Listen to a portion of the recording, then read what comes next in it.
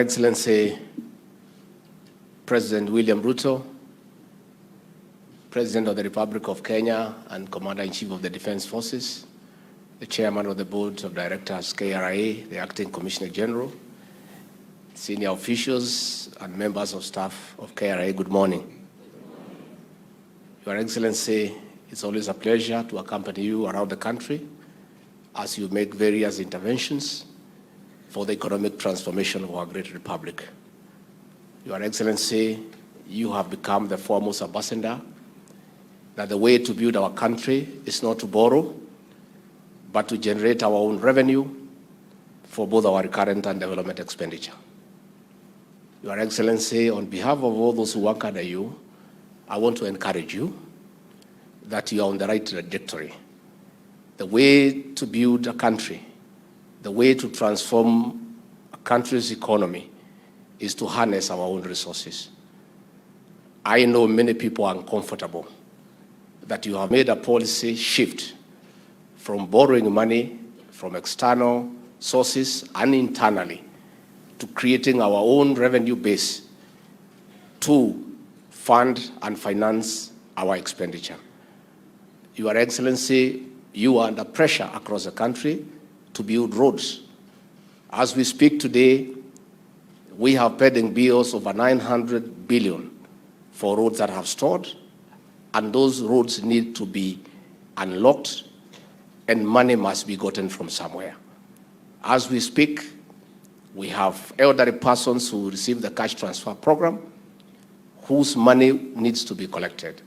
And that is why all of us and the people of Kenya must support you, that we must collect taxes, we must seal all the loopholes and ensure that we have a seamless and efficient revenue collection system to fund our both recurrent and development expenditure.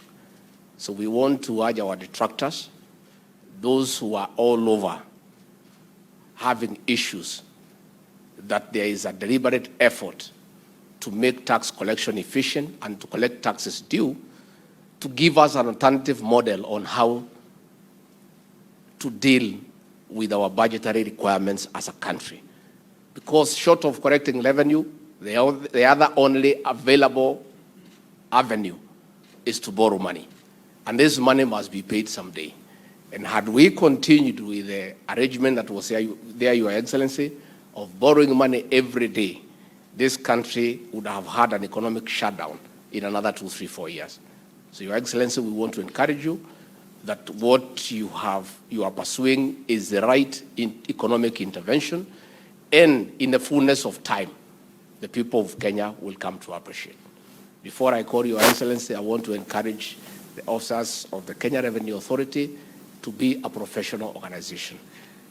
The year before, this organization was used in a negative manner to persecute people politically using taxation. And that should never have happened, and it should never happen again.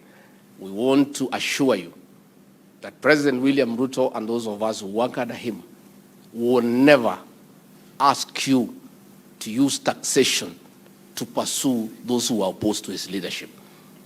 If there are people, and they are there, who are opposed to his leadership, they will be handled politically. And the political way is where he is a master. And I assist him in managing politics in a political way. We shall never ask you as KRA officials to help us to manage politics, to ask you to deal with our opponents. That is not your work. Your work is to prudently and in a very pragmatic manner to collect all taxes due for the benefit of the people of this country. And we want to commend you so far. Kenyans are happy that there is no harassment, there is very proactive engagement where people are unable to pay, you are able to sit down with them, agree on a payment plan that is practical for the benefit of this country and for posterity.